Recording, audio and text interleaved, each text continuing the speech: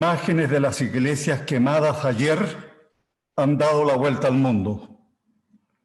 Allí se sintetiza el duro dilema que tenemos como comunidad: ceder ante la irracionalidad u oponernos firmemente a ella, callar o levantar la voz, aceptar el chantaje de los violentos o defender a pie firme la paz, la libertad y el derecho. El libro de Luis Larraín es una gran contribución al esfuerzo por comprender lo que empezó el 18 de octubre del año pasado y aún no termina.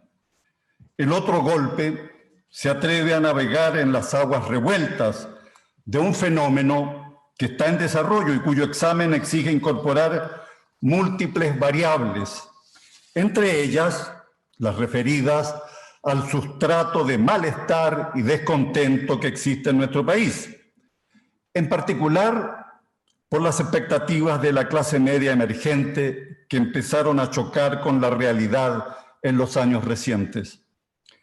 El libro examina las circunstancias económicas, sociales, culturales y políticas que existían en octubre, cuando no faltaban los problemas que debían atenderse con urgencia, por ejemplo, las bajas pensiones, pero cuando nada hacía pensar que estábamos a las puertas de una ofensiva de violencia, destrucción y pillaje jamás vistas en Chile.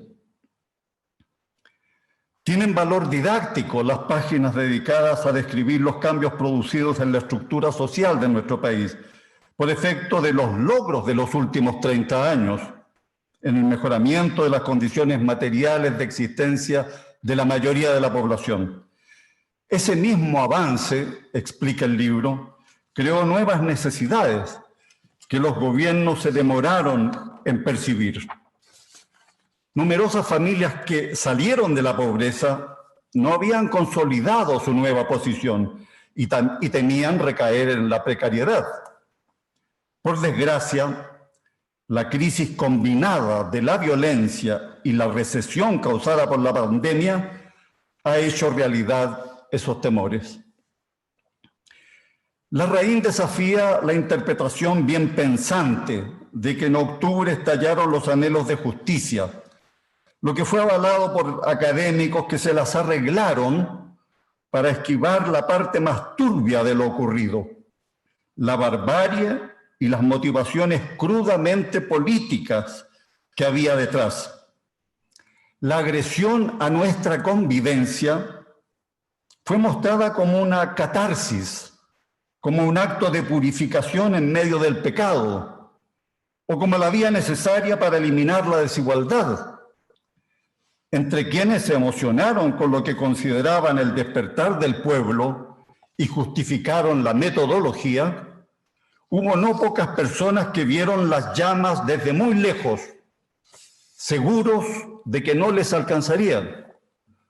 Estaban, hay que decirlo, en La Reina, en Vitacura, en Las Condes, de donde expresaban simpatía por los actos justicieros, supuestamente justicieros, que tenían lugar en Maipú, Puente Alto o La Pintana, donde las familias vulnerables, los pequeños comerciantes y muchas personas modestas sufrieron los efectos directos de los actos vandálicos. Larraín hace referencia a una frase dicha por el expresidente Ricardo Lagos en un libro colectivo publicado hace poco. El estallido social, dijo Lagos, le tocó al presidente Piñera, pero le pudo haber tocado a cualquiera. Larraín discrepa de eso. No cree que la revuelta le pudo haber tocado a cualquier presidente, y específicamente a Michelle Bachelet, cuyo segundo gobierno gozó de la condescendencia de la calle, dice él, pese a que durante su gestión bajó el crecimiento y aumentaron las deudas de la gente.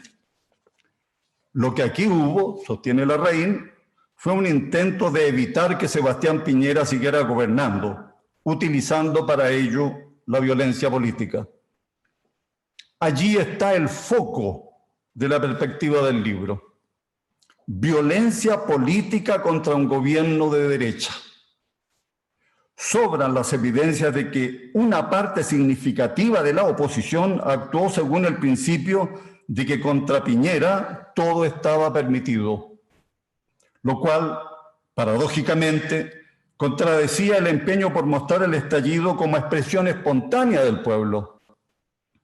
Es verdad que la asonada concentró las viejas furias de todos los grupos y grupúsculos de izquierda contra la derecha, para lo cual era necesario mostrar a Piñera como nuevo dictador. Pero hubo algo más que reafirma la raíz política y no propiamente social de la revuelta. Lo sintetizó la consigna: no son 30 pesos, son 30 años. Lo repitieron actores y figuras del espectáculo, a los que, curiosamente, les ha ido muy bien en estos 30 años. Y lo proclamó también Nicolás Maduro desde Caracas. La vieja izquierda rencorosa y sus amigos en la región necesitaban invalidar la experiencia chilena de 1990 en adelante, que permitió, con gobiernos de centro izquierda y de centro derecha, que Chile diera un enorme salto de progreso que obtuvo reconocimiento internacional. Los logros chilenos incomodaban a los populistas de la región. Eso explica que en los días de la asonada el presidente argentino aprovechara para darnos una patadita. La violencia requirió planificación, coordinación y recursos. Los cabecillas necesitaban arropar el vandalismo, levantar un escudo humano para validar todo lo que vimos. Para ello buscaron integrar con diversas modalidades a todos los que estuvieran enojados por algo, frustrados por lo que fuera, listos para culpar a la sociedad por sus carencias de todo tipo. Ese fue un factor movilizador muy potente y que arrastró a la calle a muchos jóvenes extraviados, sin brújula familiar ni conciencia de los límites. Con los incentivos correspondientes, hubo muchachos que se dedicaron al vandalismo en jornada completa. La concentración del 25 de octubre en Plaza Italia, sin lema central, sin oradores, en la que confluyeron las causas más heterogéneas, atemorizó a mucha gente por su masividad. Fue una especie de mare magnum, pero con enorme poder intimidante. El propio presidente de la República escribió en Twitter: la multitudinaria, alegre y pacífica marcha de hoy, donde los chilenos piden un Chile más justo y solidario, abre grandes caminos de futuro y esperanza. Todos hemos escuchado el mensaje. Fue un intento del presidente de cabalgar sobre la tormenta, pero no resultó. Y el apresuramiento en echar mano a la billetera fiscal para apoyar a los grupos vulnerables no solo no detuvo los desmanes, sino que se interpretó del peor modo. Esa era la manera de conseguir beneficios. En agosto de este año, la revista mexicana Nexos publicó un ensayo de Joaquín Villalobos, salvadoreño, 69 años, uno de los comandantes del Frente Farabundo Martí, el movimiento guerrillero que participó en la Guerra Civil de El Salvador desde fines de los 70 hasta 1992. Villalobos se graduó en Oxford y hoy es analista internacional, experto en la resolución de conflictos. En el ensayo mencionado, se concentra él en la influencia del castrismo en América Latina, pero aprovechó para referirse al octubre chileno. Dice Villalobos que las protestas de 2019 en Colombia, Ecuador y Chile tenían causas internas legítimas y que la mayoría de las personas se movilizó pacíficamente, pero que la violencia estuvo a cargo de minorías movidas por factores externos. Comillas, el vandalismo fue premeditado, organizado, artificial, movido por intereses externos y no encaja con la forma en que evoluciona una protesta de calle. Cierre de comillas. La violencia en la calle, dice Villalobos, Puede ser espontánea, básicamente reactiva ante los excesos policiales, y puede ser también organizada, con una planificación de combate para enfrentar una represión que se ha hecho letal. Afirma él que ni en Ecuador, ni en Colombia, ni en Chile había en 2019 una represión de Estado que justificara la violencia. Esta no fue reactiva, sino organizada, premeditada y dirigida. Y sostiene Joaquín Villalobos, comillas, no hay explicación política racional al nivel de vandalismo en Chile, ni durante la insurrección contra Somoza en Managua, ni cuando los guerrilleros salvadoreños combatimos durante 15 días en la capital, hubo un nivel de destrucción siquiera cercano a lo que ocurrió en Chile. Cierre de comillas. Este hombre sabe de lo que está hablando. La pregunta es insoslayable. ¿Hubo intervención extranjera en nuestras desgracias? Estoy convencido de ello. Y en el año transcurrido solo he reafirmado tal percepción.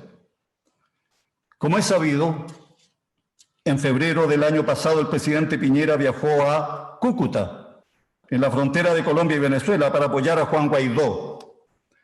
Visto desde hoy, ese viaje fue temerario y no tuvo en cuenta lo que significaba desafiar a un régimen despótico y sin escrúpulos.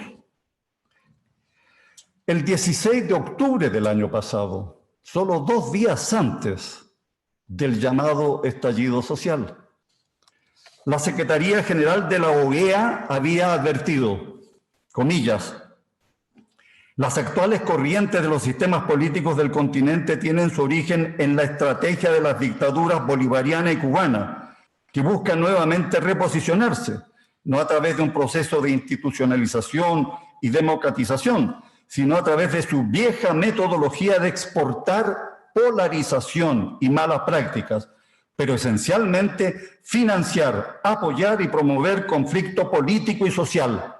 Cierre de comillas. Imposible más claro. Todo indica que el régimen de Nicolás Maduro se tomó revancha de la demostración que hicieron los mandatarios Piñera y Duque en la frontera. Hace un mes fue detenida en Barranquilla, Colombia, Yaxi Álvarez Mirabal, ingeniera, directora de empresas con un estilo de vida que incluía viajes a diversos países. Se trata de un agente de la inteligencia venezolana, conocida como Alex. Hay base para pensar que en Chile y en otros países han actuado también agentes chavistas, algunos de los cuales es probable que se hayan mimetizado con los miles de venezolanos inmigrantes. La llamada teoría de la conspiración es una forma de reduccionismo que nos sirve para analizar los fenómenos sociales y políticos. Pero las conspiraciones existen y no verlas puede ser suicida. ¿Ha pecado de ingenuidad nuestra democracia? Que en el momento de la revuelta tenía una agencia nacional de inteligencia completamente inútil. ¿Cuán alerta están las Fuerzas Armadas en este campo? Una cosa es clara, en el terreno de la seguridad del Estado, la ingenuidad y la imprevisión son imperdonables. La violencia dejó una herencia envenenada en las formas de hacer política. Los partidos opositores descubrieron que su capacidad de presionar creció gracias al recurso de amenazar con nuevos desmanes. El argumento retorcido ha sido este: nosotros no somos violentos, pero si no nos hacen caso, vendrán los violentos. Extorsión con todas sus letras. Larraín cuenta que antes de la firma del acuerdo del 15 de noviembre, conversó con varios diputados y senadores que concurrieron a él.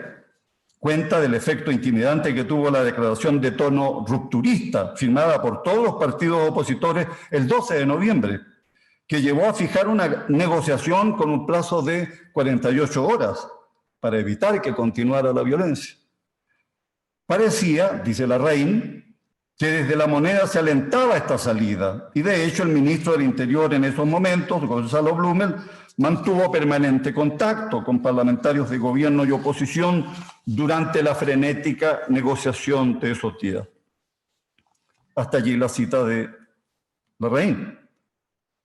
El acuerdo le dio un respiro al país, pero el libro recuerda que 5 días después, el Partido Comunista y el Frente Amplio, que no firmaron ese acuerdo, presentaron una acusación constitucional contra el presidente Piñera. Y más tarde, todos los partidos que sí firmaron el acuerdo votaron en la Cámara a favor de la acusación. Si no hubiera sido porque 8 diputados opositores se dieron cuenta de que el país caminaba al borde del barranco y votaron en contra, la crisis institucional habría sido inevitable. Así partió el proceso constituyente que nos conduce al plebiscito del próximo domingo. Con amplios sectores de la población en cuarentena total o parcial y comprensible temor, acentuado ayer, de que vengan nuevos actos de violencia. Hay motivos para decir que este es el plebiscito del miedo, casi una penitencia que debemos cumplir para que no nos castiguen. Solo queda desear que la votación se desarrolle sin incidentes, con garantías de seguridad para los votantes. Será una votación con alternativas interpretables, en la que algunos depositan una especie de fe refundacional, como si fuera la entrada a un estado de armonía en el que quedarán satisfechas todas las necesidades. Pensamiento mágico, sin duda, y fuente de frustraciones, inevitablemente. Larraín en el libro fundamenta su voto por el rechazo y manifiesta preocupación por lo que viene, sin ocultar su crítica al gobierno del presidente Piñera por haber aceptado un cambio constitucional que no estaba en su programa. Comillas, dice Larraín, ya no estamos frente a aquel periodo virtuoso de nuestra historia política, en que ideas básicamente socialdemócratas representadas por la centroizquierda se enfrentaban a ideas liberales y conservadoras agrupadas en la centroderecha, haciendo posible una alternancia en el poder y una discusión civilizada y legítima acerca de cuáles son las mejores políticas para el progreso de los chilenos. Ese balance de poder, continúa Larraín, dio origen al periodo más fructífero de nuestra vida independiente, en que los chilenos de todas las condiciones mejoraron su calidad de vida de una manera nunca antes vista en nuestra tierra, como este libro y muchas otras evidencias lo confirman. Pero ese balance de poder se rompió, y se rompió mediante un golpe de Estado que, valiéndose de la violencia, ha dañado gravemente nuestra institucionalidad. Hasta allí la cita de Larraín. Comprendo la naturaleza de las preocupaciones del autor, pero en Chile, afortunadamente, no hubo un golpe de Estado. Ello habría supuesto la captura del poder por la fuerza. Tampoco hubo una insurrección, aunque ciertos grupos afiebrados pensaron en eso. He escuchado también la expresión guerra civil de baja intensidad. Dios nos libre de algo que siquiera se le parezca. Las Fuerzas Armadas se mantuvieron entonces y se mantienen hoy junto al poder legítimo. Hubo, sin duda, un intento de quebrar la continuidad institucional y como consecuencia de ello ha quedado en entredicho la lealtad de algunas fuerzas opositoras con el régimen democrático. En este contexto, tengo que decirlo, es deplorable que los partidos de centroizquierda que gobernaron con sentido nacional desde 1990 se hayan prosternado ante el fundamentalismo de izquierda. Se trata de un extravío por el que pagarán un alto precio. Respecto del desempeño del presidente Piñera, lo mínimo que puede decirse es que los disociadores efectos de la agresión sufrida por nuestro país habrían puesto en dificultades a cualquier gobernante. Piñera ha cometido errores y merece críticas, por supuesto, pero qué difícil ha sido este periodo en el que su gobierno ha sido saherido por reprimir y al mismo tiempo por no reprimir lo suficiente. Y todo ello en un cuadro saturado de oportunismo. No ha costado mucho culparlo por esto y lo otro, pero lo cierto es que desde 1990 ningún gobernante enfrentó adversarios tan dispuestos a saltarse las reglas, que es lo que hemos visto. Cuando comenzaba el gobierno del presidente Frei Montalva en 1964, el Partido Socialista dijo que le negaría la sal y el agua. Frente a Piñera ha actuado mucho peor. Pese a todo, y luego de enfrentar tantas calamidades juntas, el país va recuperando el aliento y la economía empieza a levantar cabeza. Sería injusto no reconocer lo hecho por el gobierno en el orden sanitario y respecto de los ingresos de emergencia para amplios sectores, para alentar la economía. En el tiempo que le resta de mandato, Piñera tiene la oportunidad de liderar la recuperación del país. Ojalá no la desaproveche. El libro se hace cargo de la necesidad de tener una sociedad más justa. Es el horizonte hacia el cual debemos avanzar. Una sociedad con menos inequidades, con mayor cohesión, que sea capaz de articular el crecimiento económico y las políticas públicas que aseguren que los frutos del crecimiento lleguen a todos.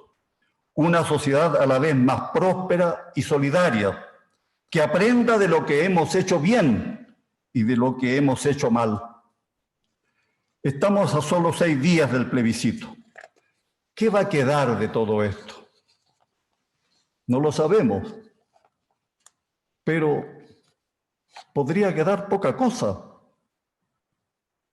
No tengo dudas de que pasado el plebiscito los partidos se concentrarán en la elección municipal y la avalancha de elecciones que viene el próximo año, donde se disputará el poder real con las normas de la Constitución que hoy está vigente. Las posibilidades de cortocircuito existen. Los parlamentarios no ven eso. En realidad no ven demasiadas cosas. Cualquiera que sea el resultado de la votación de este domingo, creo que es vital el reforzamiento del Estado de Derecho. No estamos en tierra de nadie. La Constitución que está vigente es la Constitución y hay que hacerla cumplir. La estabilidad institucional es definitoria. Por ello, es indispensable erradicar la violencia y hacer respetar la ley en todo el territorio. Chile tiene tareas gigantescas por delante y para enfrentarlas necesitamos hacer retroceder la incertidumbre y generar un clima de confianza, cooperación, diálogo democrático, búsqueda de acuerdos. Larraín dice al final, comillas, los tiempos que vienen en Chile son difíciles para los partidarios de la libertad. El país es más pobre y las expectativas de la población son muy grandes. Cierre de comillas. Tiene mucha razón. Vienen tiempos difíciles, pero el país, estoy convencido, puede salir adelante. Tiene reservas para salir adelante. Entiendo el llamado del autor al rearme político de su sector para enfrentar lo que viene. Pero creo que necesitamos unir, más allá de las filiaciones y las militancias, a todos los que estén dispuestos a defender el régimen de libertades y que por lo tanto se oponen al golpismo y al autoritarismo de cualquier signo. Tenemos que sostener la democracia a pie firme, contra viento y marea. Esa es la definición que separa las aguas. Por venir de donde vengo, he hecho un esfuerzo largo para distinguir los valores a los que concedo primacía. He tratado de aprender de las terribles heridas que le quedaron a Chile cuando se hundió el régimen democrático. Precisamente por eso, las coincidencias que me importan son, en primer lugar, las que se relacionan con la defensa de las garantías individuales, que son la base de la cultura de los derechos humanos, el compromiso con las libertades, la adhesión sin flaquezas al pacto de civilización que es la democracia representativa. Por lo tanto, estoy junto a los demócratas consecuentes, ya sea que ellos se definan de derecha, de centro o de izquierda, ya sea que se identifiquen como conservadores, liberales o socialistas. Y lo digo porque no he olvidado 1973, porque considero que mi deber ciudadano es contribuir en la medida de mis modestas fuerzas a impedir que la ceguera política, el fanatismo, los odios y los cálculos mezquinos empujen a nuestro país a una nueva tragedia. No podemos volver a perder la democracia.